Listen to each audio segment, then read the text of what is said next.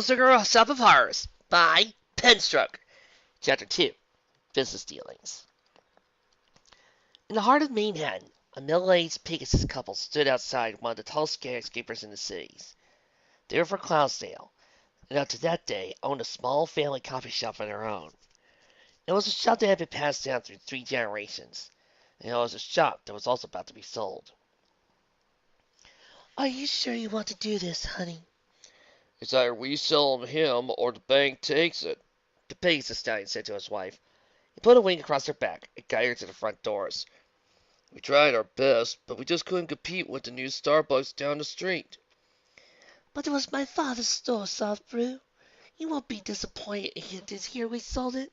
I know, but we can't sink any more money into it. We've done all we can, and sometimes that isn't enough. Now come on, Cloud Tart. We don't want to be late for our appointment. Cloud Tart hung her head, but offered no resistance as Soft Brew guided her inside. They crossed the large foyer of the skyscraper's ground floor, and then stepped into one of the elevators. The unicorn bellhop offered them a smile, despite the frowns on their faces, and he used his horn to operate the elevator's pulley system. Soon, the couple was whisked to the very top floor of the tower. When the elevator doors opened, the Pegasus couple stepped down into a clean, sharply decorated waiting room. A single Pegasus receptionist was working behind a desk at the far end of the room. Her mane cut to medium length and styled in a way that reflected the cold, modern decor of the room. Behind her, on the wall, hung a soft, giant logo, a sharp M, with a smaller M cradled inside. There were a few other ponies in the room, and they all shared the defeated frowns that Soft Brew and Cloud Tart currently wore. Soft Brew guided Cloud Tart to the secretary's desk, clearly struck to get her attention. Yes? The secretary asked, without looking up from work. Hello, we're Soft Brew and Cloud Tart, the owners of the Cloud Corner Cafe. We had an appointment with Mr. Magnet. The secretary pointed a hoof across the room to an occupied pair of seats. Mr. Mogul Magnet will be arriving shortly. Please wait until I call for you. Soft Brew and Cloud Tart nodded, slipping over to the couch, taking a seat next to the earth-piped mare. As they waited, they began to slowly look around the room, meeting the eyes of the other ponies who were sitting and waiting for Mr. Magnet's arrival. Their eyes were drawn to a collection of pictures that hung on the wall next to the elevator. Each picture was a group of ponies circled around a contract, with one of the ponies pictured to be working to sign the legal document. The other shared feature amongst their several dozen pictures was a single unicorn who was present in every image. He was always wearing a big smile, a perfectly tailored suit, and a pin on his lapel on the double M logo was hung on the wall behind the secretary's desk. Of all those pictures was a plaque that read, Mr. Magnet's Biggest Deals. Cloud Tart scrunched up her nose at the display. Soft Brew, can't we try to find some pony else to buy the store? I don't like the idea of Mogul owning my father's shop. We already tried, but no pony else will touch it knowing that Mr. Magnet wants to buy us out. But Soft Brew touched Cloud Tart's face. I'm sorry, honey, but try to look on the bright side. We'll have more than enough money to get by for a while. We'll even be able to get a house. I'm also certain Mr. Magnet will take good care of the shop. He is a very successful business pony. Business pony? Cloud Tart snapped, pointing here from the main pictures on the wall. What kind of business pony lets that happen when he's buying out some fairly small business? Outside the skyscraper, a carriage being pulled by a team of 4 stallions whirled up to the sidewalk. The door swung open to the moment the carriage came to a stop, and a single unicorn stallion stepped out. He wore a large, confident smile, and used his magic to run comb for his mane, ensuring not a single follicle was out of place. He was a tall, well-built stallion, wearing a perfectly tailored black business suit with a white undershirt and red tie. His coat was a steel blue, his hair black to match his suit. His eyes were hidden behind a pair of sleek sunglasses. There was a small silver pin on the lapel, which was a large M cradled inside a smaller M. His cutie mark was a golden dollar sign. He took a step forward, and the pony working the door smiled and opened it for him, offering a Good morning, Mr. Magnet. The unicorn, Mogul Magnet, didn't offer a reply. He strode into a library of his building. His hose flailing as a steady rhythm began to play. It sometimes does at Equestria. Inside the lobby, every pony cleared a path for him, and the sight of a parted crowd only whitened the smile on his face. When I was younger, just a bad little colt, my mama noticed funny things I did. Muggle sang in tune to the music as he strode across the room. I sold toys I weren't even mine. I swindled colts, and when they whined, I laughed and turned and tossed my head. The Muggle paused to remove his sunglasses, revealing a pair of greedy eyes as red as his tie. And that's what my mama said. What does he say? A familiar trio of flower-themed mares said as they stepped out of the crowd wearing messy business suits, walked in with the Muggle's way. She said, my boy, I think someday you'll find a way to make your natural tendencies pay. The Muggle answered. He reached the elevator and stepped aside with the three mares. With moments, the unicorn working the elevator took the group to the top floor, and with a proud stomp, Muggle stepped out of the elevator the moment the doors opened. You'll be a baron, Muggle said as he crossed the room. You'll have a talent for swindling and pain. Son, be a baron. You will even sell your grandmother's mane. Muggle reached the far side of the room, and the three fire-themed mares that had followed him from the library opened a pair of grand doors. Your temperament's wrong for medicine, and teaching would suit you still less, so son, be a baron. Muggle stepped into the office, looking back over the ponies and waiting to meet with him. You'll be a success. The office doors were pulled shut at this, and the secretary called the pony's name. It was an elderly unicorn who secretly approached the door before being whisked inside by Muggle's magic. He was planted in a chair, and a piece of paper was put on the table in front of him. Muggle then came around, levitating a pen and ink bottle. All the while, three flower-themed mares from the lobby stood up to one side and sang, There he is, folks, the leader of the pack. Watch him sign that merchant. Oh, my stars. He's a baron, he's almost too good. He shut down any shop, oh, you know where he would. The elderly unicorn signed the document one side. Well, I guess that's it. I'm done. You got that right. Now get out, you bum! Muggle said happily. He snatched the contract away and levitated the unicorn out of his seat. The doors to the Muggle's office burned open as an elderly unicorn was thrown across the room into a waiting elevator. Muggle then stepped out of the office after this, continuing his song. I'm a baron, and I enjoy the career that I pick. Yes, I'm a baron, and I laugh at the pain I inflict.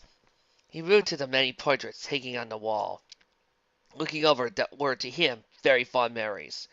I thrill when I run a business under. I beam when I look at all my plunder. Muggle then turned and strode to a window of the skyscraper, using his magic to throw open and a gust of wind blow his back.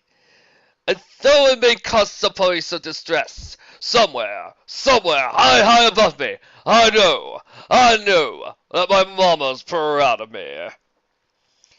Across the street from the skyscraper, at the top of the neighboring building, an elderly unicorn paused from watering her rooftop garden. She laid down and Muggle, I'm so proud of you, son. Muggle waved back, before he sighed and turned away from the window. Oh, mama. He then struck out again, watching Soft Brew and Cloud Tart into his office. Soon the pig-eyed couple were seated on a table, a contract and pen sitting in front of them. 'Cause I'm a baron, and I'm a success. With the smile on his face widening, Uncle pointed at the line in the contract, resting in front of Soft Brew and Cloud Tart. Sign here. Here? Sign and here. Muggle continued, pointing the other line. Cloud Tart took the pen in her mouth and pointed at the line. Here? Muggle nodded. And here. Okay, here, said Brew. Both he and Cloud Tart signed the contract. Muggle smiled at the complete contract. Good, now get!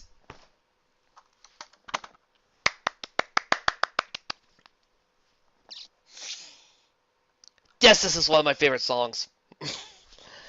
With that, the music in the air ended, and Muggle kicked Soft Brew and Cloud Tart out of his office, leaving them sprawled out on his waiting room floor. Then he shut the doors and made his way over to the desk, flashing a smile at the three fire-themed mares who had so graciously accompanied him in the song. Well, you three got one hang of floats. Sorry, we're just here for the song. One of the three mares said before they showed themselves out the room. Bogle had to be so coldly rejected. And then smiled as he took a seat back. Took out a piece of paper, a quill, and some ink before scratching out a note. Note to self, figure out a way to monetize Equestria's naturally occurring musical magic. Maybe charge a quarter per minute for every pony in a song. Muggle smiled wide. Oh, just think of how much money I could make off at the Ground Gambling Gala alone. There's always some big musical number out there. Mr. Magnate. Muggle looked up from his note. His secretary had poked her head into the door. You know, what is it?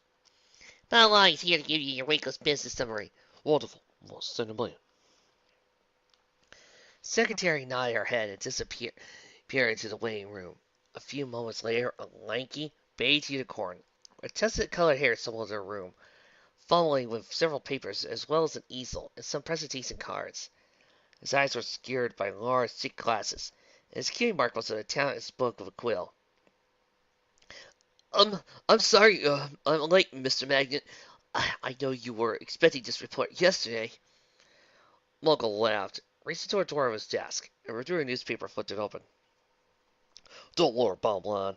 Just go ahead and tell me how my empire's growing while I catch up on the comics. Of course, sir, Bowline replied. In a few moments, with some rust magic, he set out the presentation and taking out a wooden pointer. He began tapping at the presentation panels while reading off from his notes. The Clydesdale Inquirer is showing a 10% increase in readership since they started the new ad campaign you wanted. It's now the second largest newspaper in Equestria, behind only the Equestria Daily out of Carolot. Oh, and you should read this comic. Bottom line, this picture's just dropped a water balloon on a cat. Muggle said, turning his paper in Bowline's direction. I'll be doing to do it later, sir. Now, where was I? Oh yes, Spin's record just signed a new contract with Sapphire Source to secure her new album, which will make her the second major vocal artist we've managed to take away from Record Neil Music. Your investment in the railroad system is also showing growth. Ever since the Buffalo and Ponyville Appaloosa started working together, the town's become something of a tourist attraction. I told you ponies will be out there heading to see those buffaloes. Muggle mused. He turned over the newspaper site to sports section. Yes, you did, Mr. Magnet. Bowline agreed, trying to keep his boss's minor residence for ruining the flow of his report. He cleared his throat before continuing. Starbucks coffee is showing a 4% increase in the market saturation in. Whoa, 4%? Muggle asked. His full attention now fixed on Bowline. You said we could expect at least a 10% increase in market saturation. Bowline swallowed nervously. Yes, sir, I did, but there's been some complications with the news store at Ponyville. What complications? Well, sir, if you take the front of your paper. Muggle caught an eyebrow and grabbed up his newspaper. He turned over the edges to get back to the front page. There, on the cover, was a large picture. It had been taken from what looked like inside a library. There were 3 ponies in the picture. Behind it was a very large plant. The headlines of the article read, Bakery Business Blooms. What does this have to do with my market saturation's down? Muggle asked. Well, you see, sir, that bakery, Sugarcube Corner, is located in Ponyville. It's just a half block away from where we opened Starbucks. Sales were doing as expected the first 3 weeks, sir. It looked like we would be securing a firm hold on the Ponyville market. Then, one of the mares in the picture, Miss Pinkie Pie, found that plant and put it on display in the bakery. Now that they've turned their sales around, our store is struggling just to break even. Bowline concluded, personally, sir, I think it might be a good idea to pull out Ponyville and... Bowline stopped his mouth shut as the presentation pointer snatched out his magic. Muggle was glaring daggers from his desk and using his own levitation spell to hold the presentation pointer to Bowline's neck as if it was a sword. You just worried about the success. We closed Starbucks at Ponyville, are you? Muggle asked. Bowline shook his head and sweat formed on his forehead. No, sir. Good, because no pony runs Muggle Magnet out of business. No, I'm the one that makes other ponies run. Yeah, of course, sir. Bowline choked out. You're in the business now, you in Equestria, sir. You do know how to flatter me, bottom line, though it is true flattery when it's true. Uncle Mass. Then he lowered his presentation pointer away from Bottomline's throat and levitated back towards the desk. Then, with a resounding rip, he used the pointer to skewer the newspaper in the front page of the Sugarcube Corner. In any case, we're not about to let some curly-haired mayor in our tagging plant put one of my stores out of business. Pack your bags, bottom line. We've got Swede to deal with. We're here, sir. Mogul Magnet flicked his sword and opened the blinds to his carriage window. It was the afternoon of the next day, and after a long carriage ride, Mogul was eager to get a look at the local Starbucks woes. Couldn't deny, Sugarcube Corner was quite the eye-catching little bakery, making a building look so much like a dessert, undoubtedly drawing customers. Why, he was getting hungry for a cookie just looking at the place. Forcing down his sudden desire for a sweet, Mogul opened the door to his carriage and stepped out. It took a moment to adjust his tie and ensure his double-ended lapel was straight. This gave Bob Line time to climb down from the carriage's driver's seat. His levitating suitcase just behind him was containing all the materials Mogul requested the previous day. You ready, bottom line? Yes, sir. Uncle gave a nod and began walking towards the bakery's door. Good. Let's do some business. Bottom Line followed right on Mogul's hooves, seeing the pair enter the crowded shop. Soon Perry snarked all around the room, many of them passing a time pleasant conversation, chatting about the delectable sweets on display, or about the plant in the corner. Mogul and Bar Line stepped into the line and they waited. They turned to look at the plant that brought so much attention to Sugarcube Corner. Sweet Tooth, as it was called, looked even larger than it did in the newspaper photo, resting in the corner of the shop. The plant's pod was the size of a small pony. Its main leaves embraced that pod, keeping it supposedly vertically, while a number of vines spilled out over the edge of the pod. Those vines spread out across the floor, and even climbed up to a nearby wall. My, it really is a strange plant, isn't it, sir? Fogel huffed and puttered as though of a plant. Looks like an overgrown weed to me. He does better hope their baked goods are actually worth the trouble. Mogul and Bottom Line sat in the back of the dining room of the shop, which the tilings doubled as a private party room. They already dug into the selected baked goods, and Mogul was once again denied the satisfaction of being disappointed. His muffin was quite good, and Bottom Line obviously enjoyed his scone a great deal. The fact that the bakery actually had good food made Mogul feel a bit better about the situation. He was willing to let Sugarcube Corner run the local Starbucks out of business if it meant he could get a hose on a new franchise. He was already picturing it. Buy the shop out, get the recipes from the owners, and start a whole line of packaged baked goods. The shop's gingerbread house exterior was the perfect label and marketing image for boxed sweets. He could even consider selling the brand in Starbucks.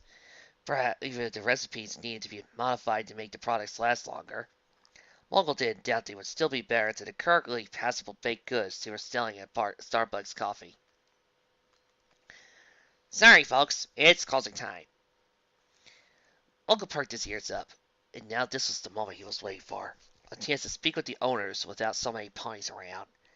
He looked at the Bottom Line, who gave a nod and followed directly behind him. They joined the ponies shuffling out of the shop, but just before they reached the door, they turned and made a beeline for the shop's owners. Excuse me, sir, mister. Mogul began, before trailing off. Bottom Line quickly slipped up beside his boss and began whispering in his ears. Their names are Mr. and Mrs. Cakegut, sir. Mogul put on a wise smile, raised his voice, and recovered from the odd pause. Excuse me, you're the cakes? Why, yes, we are, Mr. Cake answered. I'm on to make your acquaintance. My name is Mogul Magnet, he said while extending a huff. I'm sure you heard of me. Well, I can't say that I have, but it's a pleasure meeting you. Mr. Cake says he shook Mogul's huff. Oh, well, let me properly introduce myself. I'm the president and CEO of Mountain Local Company, one of the largest corporations in Equestria. My company is a parent organization to a number of businesses I'm sure you're familiar with. Celestial Clower, Standard Railroads, and of course, Starbucks Coffee. Oh my, you own Starbucks? Mrs. Cake asked, quite impressed by the business ponies resume. I sure do. Mogul stated proudly. It's safe to me, their household name. And now I'm here to make all your dreams come true. Bottom line. Right away, Mr. Magnet. Bottom Line said, before clicking over the suitcase he was levitating. Near moments, bottom line is set up an easel and a collection of large presentation cards. If you get to flip through the cards, what's shown a number of bars, graphs, and conceptual product differences. Miss, Mr. and Mrs. Cake, Mr. Magnet would like to extend to you an opportunity to franchise your bakery into something larger. Under our business model, we could use the Sugarcube Corner brand name to create a line of prepackaged baked goods that could be sold across the kingdom. We could then branch off into merchandising and product placement. Your baked goods could be sold in every Starbucks in Equestria, and Phillies could be playing with their very own Sugarcube Corner tea sets and magic simple bake ovens. If you agree to this offer, And sell Mr. Magnet the rights to your store, the brand name, and your likenesses, you'll find your personal level skyrocket. Starbucks, the one who founded the original Starbucks coffee shop, is currently enjoying early retirement in one of Equestria's most prestigious coastal communities. His fair-sized home even has its own private section on the beachfront. Oh my, that does sound fancy, doesn't it? Mrs. Cake said, as she and Mr. Cake were shown pictures of Starbuck, enjoying his beachside property. oh, it is? Muggle Zerder, and it can all be yours. Just sell me this little sweet shop and that plant, and I could have you out there shopping for your new luxurious home by the end of the day tomorrow. Muggle lit his horn and pulled a prepared contract out of the suitcase, along with a workable quill and ink bottle. I'll just need you to look this contract over and sign on the ball. Mr. Cake smiled and used a hub to gently nudge the contract away. That sounds like a very generous offer, Mr. Matt. Please, call me Mogul. That sounds like a very generous offer, Mr. Mogul, but we are not selling. Bottom line winced at the rejection and turned to look at his boss. He was still wearing a smile, but now looked forced. Oh, I'm sure you will. I mean, just think about it. You could get your wife anything she wants. Fancy clothes, daily trips to the spa.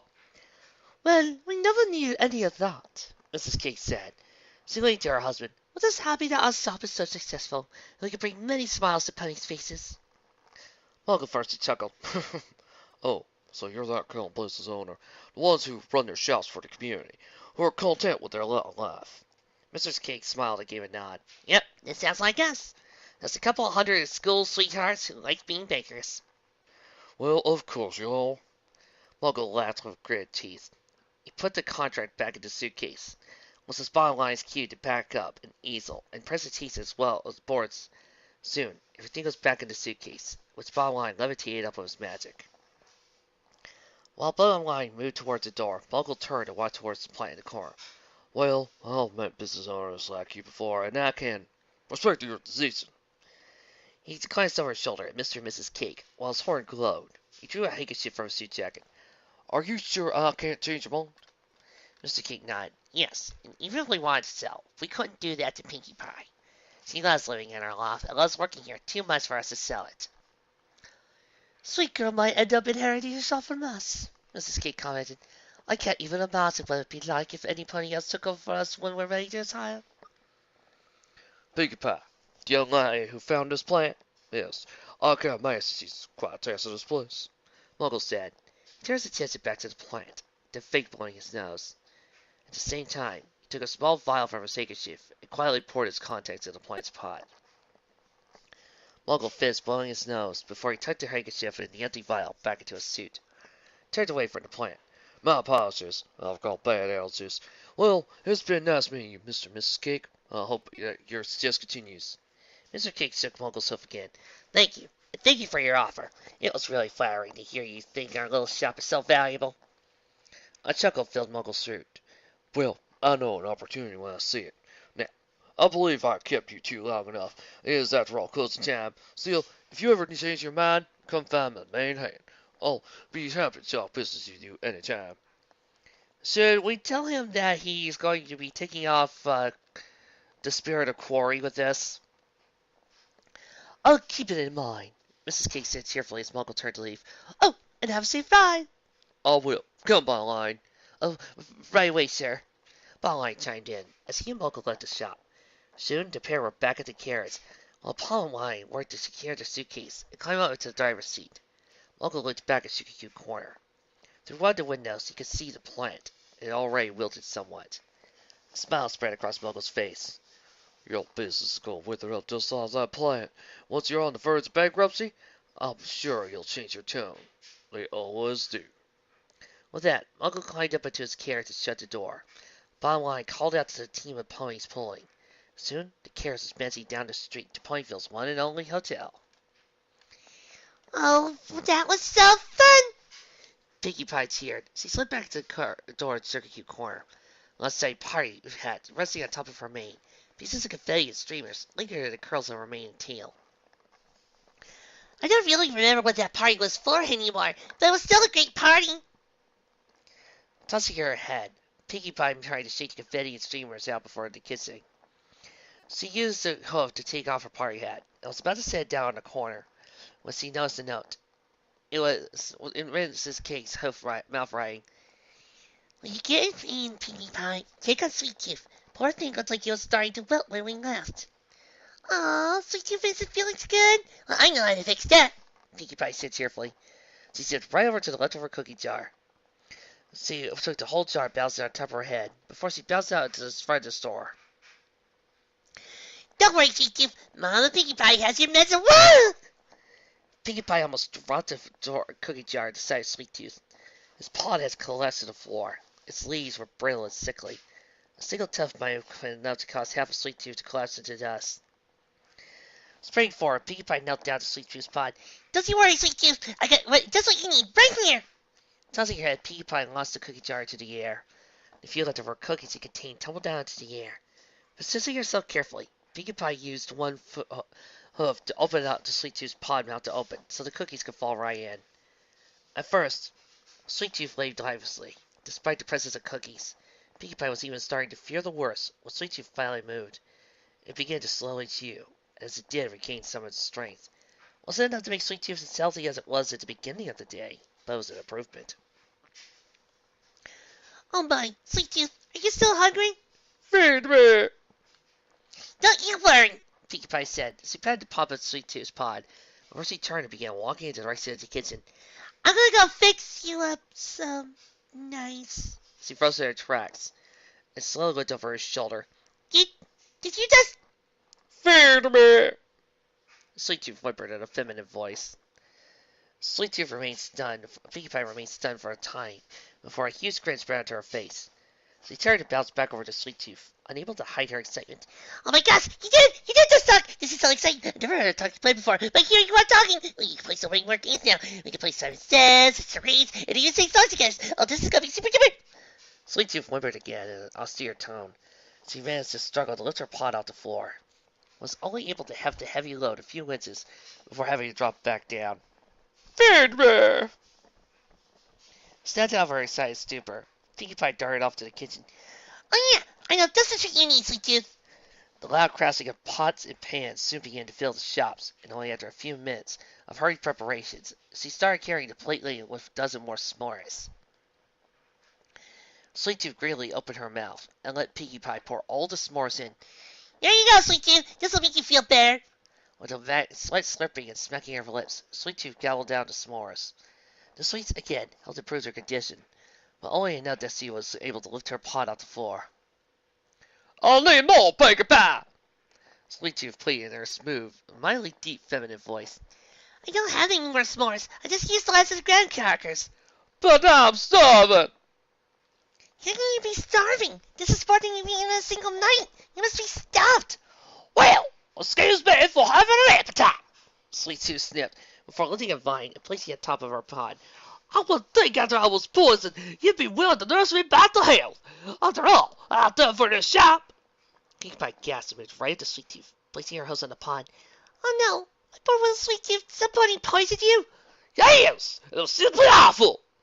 Sweet Tooth lamented with a flare of her vines. They're eyeballs, minding my own business. I was just sitting in the corner, bringing all those paying customers in, when those two unicorns started talking to the cakes. They were trying to get them to sell the bakery. No, you never sell Sugarcube Corner. Never, ever, ever, ever, ever, ever, ever, never, ever. Pinkie Pie said firmly. She shook her head from side to side. You're right. That told that fancy unicorn, mogul magnet, they never sell. Sweet Tooth assured her. I thought he was asking God to just leave, but then he came over here, faked a sneeze, and pulled out something in my pot that I just started feeling so awful. Oh, that meanie McBully. How can you hurt such a skinny little plant like you? I don't know, but he did. Now the only thing that can make me better is... It's what? Pinkie Pie asked. I'll get whatever you need. Well, I guess I could really go for a pie and a cake, or maybe a dozen cupcakes, a pan of cinnamon rolls, Sweet Tooth explained. She licked her lips at the thought of all those sweets. Oh, and a super milkshakes to wash it all down. Pinkie Pie patted the top of Sweet Tooth's pie can. Well, don't you worry, Sweet Tooth. I'll just go to the kitchen and whip all that up for you. You'll be feeling better in no time. Oh, I do Pinkie Pie, Sweet Tooth said with a grin. So glad I was found by such a nice pony like you. Aw, I'm glad I found you too, Sweet Tooth. Yeah, sit right there, save your steak. I'll get started on those treats. Pinkie Pie turned to bounce off into the kitchen. The cloud of cooking sounds soon drifting off into the front of the shop. Sweet Tooth listened to those noises and smiled as she was listening to the most beautiful symphony in Equestria. She lifted her pot up, laid against the nearby wall while her veins whites out. She grabbed the newspaper of the day and cheerfully opened it in her vines. She slid through the articles while waiting for her dinner, smiling when she saw an ad. Oh, Pinkie Pie! Could you make some brownies too? I'll kill for some brownies. Eat what? Pinkie Pie asked incredulously. Stuck her head out of the kitchen while continuing to mix a bowl of ingredients with her hooves. Sweet Tooth quickly used the newspaper and forced a smile.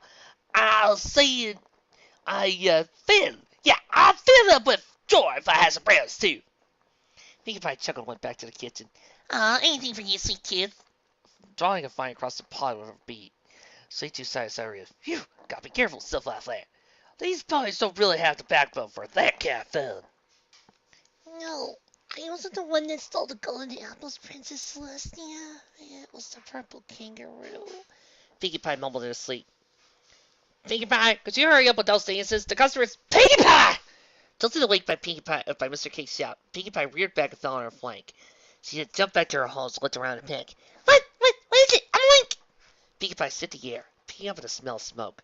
Her eyes went wide as he bolted to the oven, grabbing an oven mitt along the way. Opening the oven's door released a large plume of smoke in Pinkie Pie's face, causing her eyes to water. Despite this, Pinkie Pie reached into the oven and took out the cookie sheet, which held the burnt smudges that were supposed to be dangerous. Placed the cookie sheet onto a coaling rack, while Mr. Cake opened the shop's back door, as well as every window. I'm so sorry, Mr. Cake, Pinkie Pie said after spinning out the oven mitt. It's all right, he assured her. He began switching his tail in the air, trying to drive the lingering smoke out the windows. It was just one batch of dances. We can always make more. I'm just glad we caught it before it could turn into a kitchen fire. Pinkie Pie joined in with Mr. Cake, her curly tail providing better suit for fanning smoke out of the room. Oh yeah, that would have been so much worse. Still, Pinkie Pie, it's not like you to fall asleep on the job. Is everything all right? Pinkie Pie forced a smile, despite the tired bags underneath her eyes. Oh yeah, everything's fine, she paused decisively on. I just haven't gotten a lot of sleep the last couple of nights. Why's that? Oh, she's Sweet Tooth. I just see Wilted the other day. I've been staying up to make sure she's taken care of, Pinkie Pie explained. Well, try to get bed early tonight, Mr. Cake said. He left Pinkie Pie fanning out the rest of the smoke while he went to work making another batch of dances. Sweet Tooth brings the customers in, but this won't be much of a bakery if the three of us weren't baking. Pinkie Pie giggled. Yeah, you're right. I promise I'll try to get bed early tonight. Let's get... The kitchen's banking door swung open, and a blur of cyan sprinted from the room. Before Pinkie Pie could tell clear, she was tackled to the floor by a very excited Rainbow Dash. Pinkie Pie! They're here! Who's here? Pinkie Pie asked. Dash got off Pinkie Pie and letting her stand back up. The Wonderbolts! They're here in Ponyville! They're at Starbucks, but down the block, and they're signing autographs. I need you to come down there with me right now. What does it mean? Pinkie Pie asked. They're only giving out one free set of autographs per pony. Otherwise, you have to buy something or pay the extra set. I got 0 bits on me right now, and I had 2 things I wanted to sign. Please, I just need you to go with me so I can get both of my things signed. I'd love to, Rainbow Dash, but we're swamped here. Oh, go ahead and take a break, Pinkie Pie, Mr. Cake said. You haven't had a day off in a while, and Mrs. Cake and I will manage without you. Really? You sure? Pinkie Pie asked. There's a lot of customers out there. Mr. Cake nodded, while he continued to work the dough. Mrs. Cake and I will just limit how many things each customer can buy at once. It will make some ponies happy, but it will give us to keep ahead of things by ourselves. Now, go on, enjoy yourself. You've earned it. Sweet. Thanks, Mr. Cake. Come on, Pinkie Pie! With that, Rainbow Dash grabbed Pinkie Pie by the tail and flew out the kitchen, dragging her happily tearing thread through the air. After detouring to Rainbow Dash's house to pick up the items she wanted autographed, the pair began making their way back to town. Pinkie Pie was wearing rainbow saddlebags, was continuing to soon-to-be signed items, while Rainbow Dash swooped through the air, doing a barrel roll above Pinkie Pie's head. Oh, this is gonna be so cool! The Wonderbolts here in Ponyville. Do you think they'll remember me? Do you think they'll ask me to join them? Do you think they'll want to hang out? I don't know! Pinkie Pie chirped. Rainbow's excitement, fresh air was helping her catch her second wave of energy. Maybe. Oh, maybe is good. I'll take maybe. Pinkie Pie giggled. Yeah, maybe is great. So, where are we going to have to make the sign? Rainbow Dash slided beside Pinkie Pie, using her nose to open the saddlebags and let Pinkie Pie see their contents. I've got a poster from their Grand Canopy Gala Air Show, and I got a clipping of the newspaper article about how I saved them the Best Young Flyers competition. Oh yeah, I remember that. You were like a superhero. Verity and you kept flying higher and higher. Then Verity spread the wings and Twilight gave her. It was so pretty. But then he burned up and began to fall. The Wonderbolts tried to help her, but Verity knocked them out. Then you slipped down and saved them. You kept going faster and faster. And then boom! The sonic rainbow was so amazing and beautiful. And then Fluttershy started cheering really loud like Applejack. Twilight and I were just saying like this. Pinkie Pie dropped her jaw, a playful reproduction of the shock expression she had worn that day. Rainbow Dash couldn't help herself from laughing. Yeah, that was one crazy day. Still, can't believe I was so nervous. I mean, a sonic rainbow isn't that hard. I can do it now, no sweat. The line for autographs with fans, letting Pinkie Pie and Rainbow Dash in a shop. Yeah, you've really gotten good at it, Pinkie said. Twilight even told me how you used it to tear down an old barn of Applejacks. Oh yeah, I call it my rain bomb. It's one of the new tricks I've been working on. Hey, do you think the Wonderbolts will want to see it? Pinkie Pie nodded her head vigorously. I want to see it. If I want to see it, they'll really want to see it because they're amazing flyers, just like you. Next! Rainbow Dash and Pinkie Pie perked their ears, coming to realize they were in front of the line. Rainbow quickly withdrew the newspaper clipping from the saddlebags Pinkie Pie was wearing, and then stepped forward to the table where the Wonderbolts were seated. Even from where Pinkie Pie was standing, she could tell the Wonderbolts were happy to see Rainbow. They were talking and laughing, and more than eager to sign Rainbow's newspaper clipping. Excuse me, but are you Pinkie Pie? Hearing her name, she turned to face a well-built unicorn in a business suit with a small double-end pin on his lapel. Yes, I am, but everybody just calls me Pinkie Pie. The unicorn smiled. Of course, Pinkie Pie. Allow me to introduce myself. I'm Local Magnet, and I want to talk to you about that plant of yours. Oh, you mean Sweet Tooth? Pinkie Pie asked happily. Her demeanor quickly shifted, her eyebrows furrowed, and she pointed an accusing hoof at Muggle. Hey, you're the pony that poisoned Sweet Tooth and made her sick. Muggle didn't bat an eye at the accusation. I don't know what you're talking about. Though while I'm sorry to hear your plant sick, I do hope they'll make a full recovery. She will. No thanks to you. In any case, Uncle continued, I was just wondering if I could introduce you in a business deal. Sweet Tooth is a very rare and unique plant specimen. A lot of ponies all around Equestria would be eager to see such a strange sight. If you allow my company to advance your careers, you and Sweet Tooth could become the next big celebrities in Equestria. Just think of it. Muggle continued as he waved his hoof through the air. Pinkie Pie, hero of Equestria, Sweet Tooth, rarest plant in the world. You could be rich and famous, and have everything you could ever want. But I've already got everything I could ever want. Muggle froze out. His eyebrows arched in confusion. Come again? Well, I probably need to go all over Equestria to get what I already have here in Ponyville. I have my friends, Gummy, the Cakes, and Sweet Tooth. I get to throw a lot of really fun parties, and sometimes have really cool adventures. Like this one time, me and my friends went up a mountain to try and get a dragon to take a nap somewhere else. Yeah, that was a fun adventure. Even if the dragon didn't laugh at my silly costume. So, you're content to just stay here in this little town? You were happy working as an assistant at that bakery and throwing parties for your friends? Pinkie Pie nodded her head firmly and turned away from the Muggle. Yeah, got everything I need right here in Ponyville. Well, except the pogo stick, but that's gotta be coming in the mail any day now. Besides, Pinkie Pie said, pointing a hoe towards Rainbow Dash as she fizzed up with the Wonderbolts. You heard Sweet Tooth. Until you apologize to her, I'm not inviting you to any parties, and I'm not interested in any of your business deals. After saying those firm, final words, Pinkie Pie regained her pleasant demeanor and bounced into the Wonderbolts. She presented them with the poster Rainbow Dash wanted signed, and didn't notice or chose to ignore the cold glare she was receiving from Muggle. That evening, Pinkie Pie slipped back into Sugarcube Corner with a yawn. She had enjoyed her day off, and though it wasn't as restful as she could have hoped, after getting the poster autographed from Rainbow Dash, Pinkie Pie hung out with her fast-flying friend the rest of the day. They got in some good pranks, joined up a pickup game of football in the park, and had a lot of fun. However, that came with a cost. She was exhausted, It didn't have the energy to bounce. Oh, are you going to sleep like Rocky tonight? Pinkie Pie said to herself and began crossing the room, only for a vine to reach out and tap her shoulder. She turned to the direction of the tap and saw Sweet Tooth giving her a big grin. I'm sorry, Sweet Tooth, I'm just too tired. I can give you some of the leftovers, but I can't bake for you tonight. Oh, but Pinkie Pie, just look at my stem!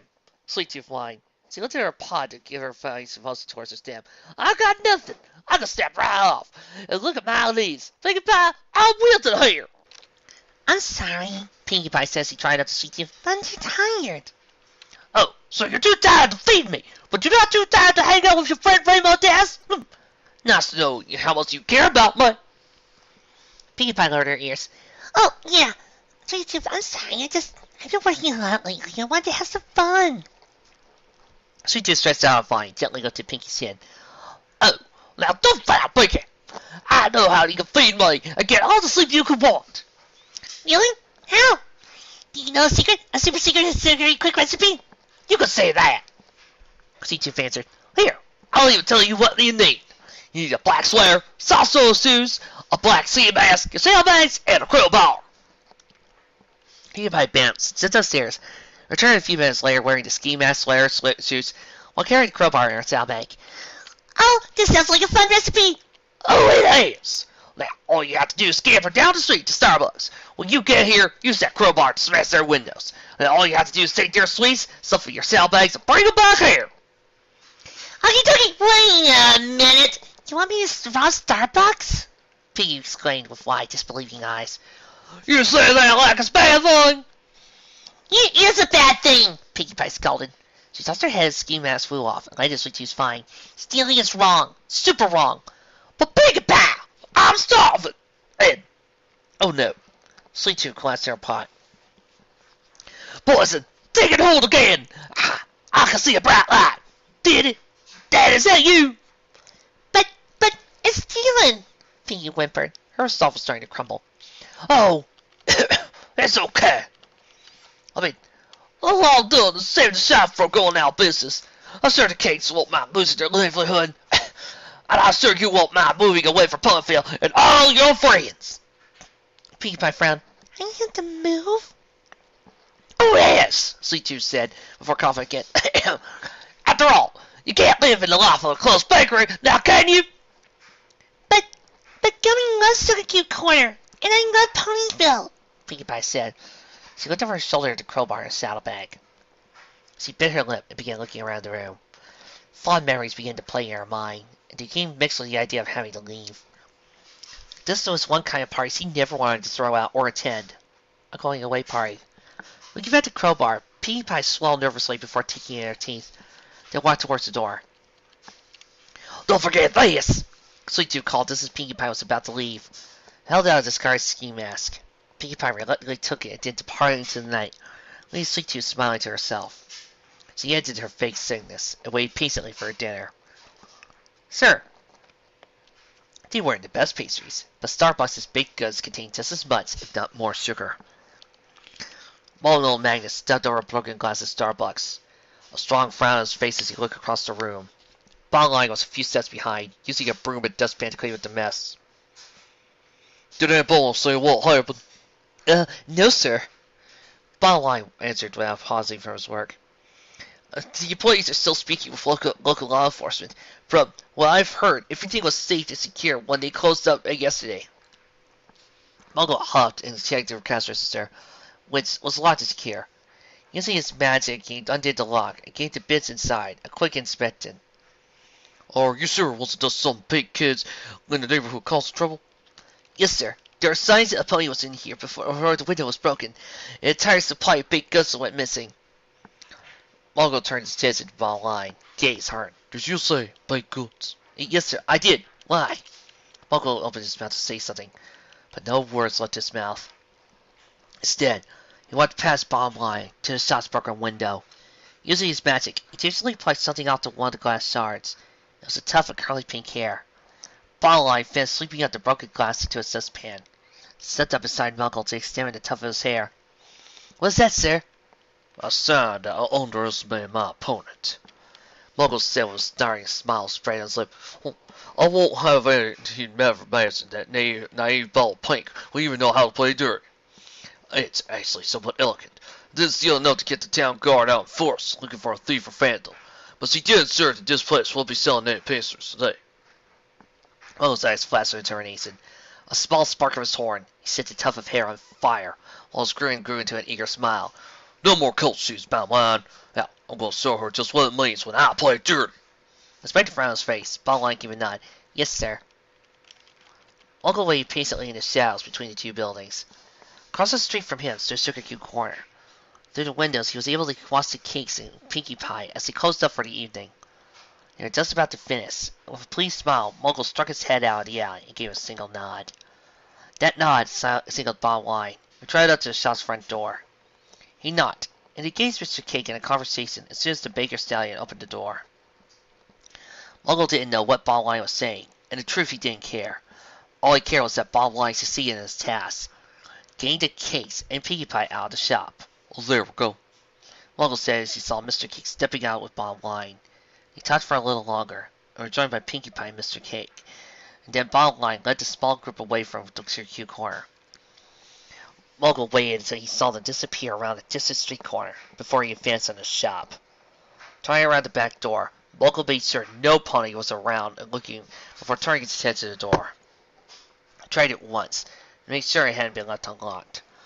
The handle didn't budge, but it only made Muggle's eyes glint. "Wouldn't want it to be easy now, would I?" He mused before lowering his horn to the lock. The mechanisms inside clicked and shifted under the gentle encouragement of his levitation magic. Somewhere, little Pip is just frowning and going, "Amateur!" The lock clicked open after a few moments later, and Muggle slipped inside triumphantly. It was in the bakery's kitchen.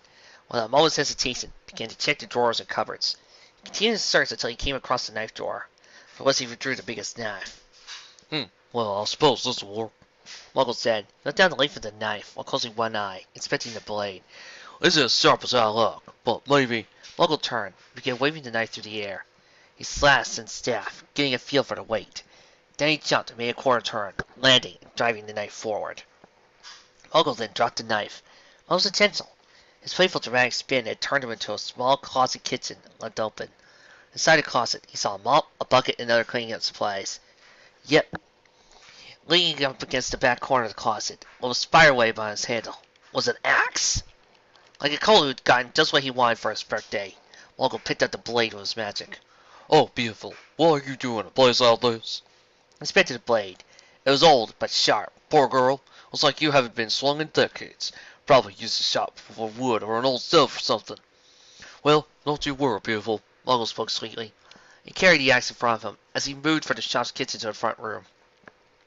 "I'm going to put you to good use tonight."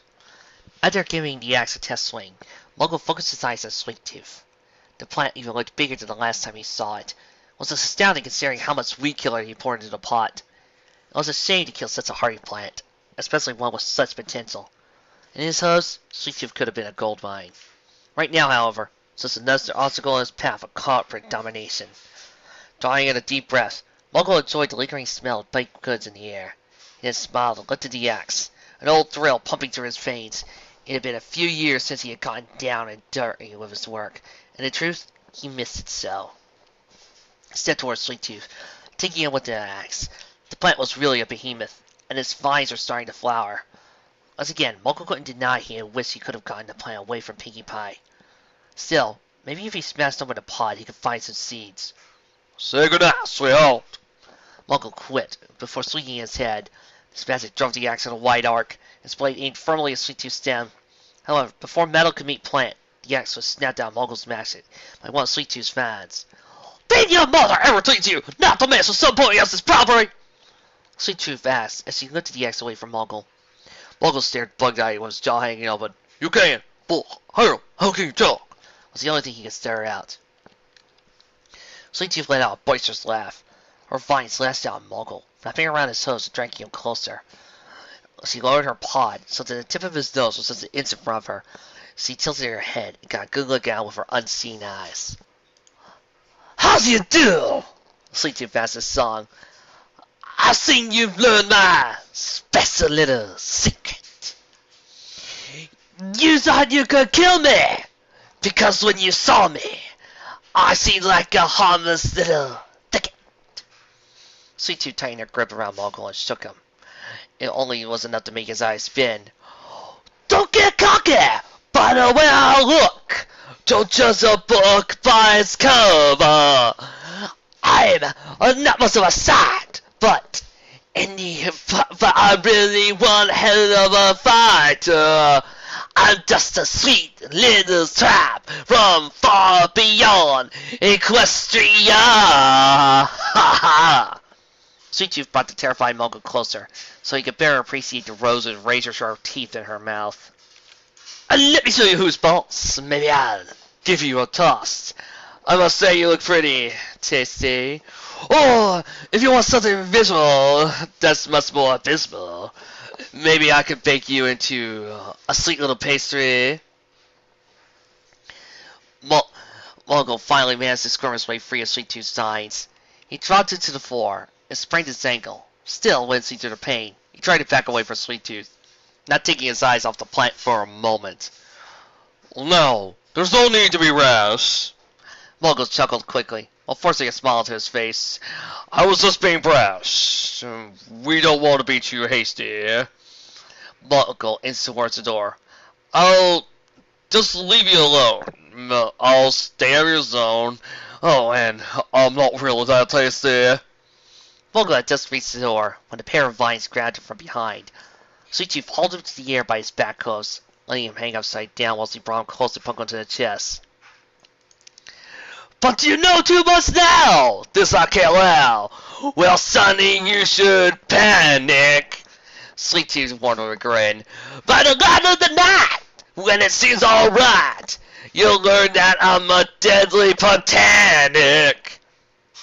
Sweet Tooth tossed Muggle in the air, but the other was in a panic until Sweet Tooth calmed again, holding him upright this time whilst he waved her vines in the grassy hills present. I'm just a sweet little trap from far beyond Equestria. Ha ha!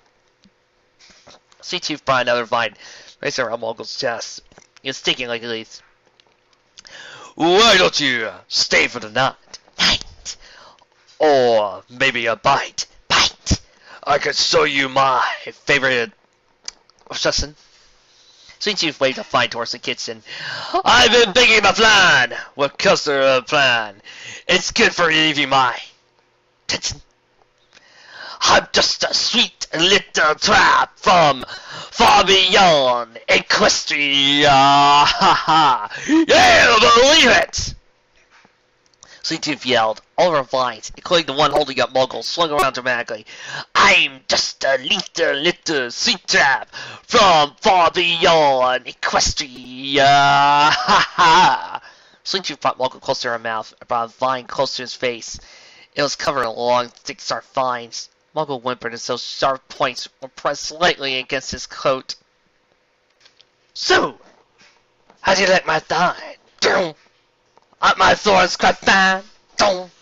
Sweet Tooth cued as he lifted her thorns from Muggle's skin, only to wave them around the air in front of him. She never hurt him, but the sight of those thorns were torture enough. I see you, Silverlip, and Sweet Tooth completely froze, becoming still as a statue. Muggle blinked in confusion. Part of his life had been spared. That hopeful thought, however, disappeared when Sweet Tooth's smile began to whiten. Patient! Sweet Tooth took her thorns away from Muggle's face and brought one of her flower-covered vines close. But maybe that fate isn't really that great. No, I'll put away my rage. And instead, show you my fate.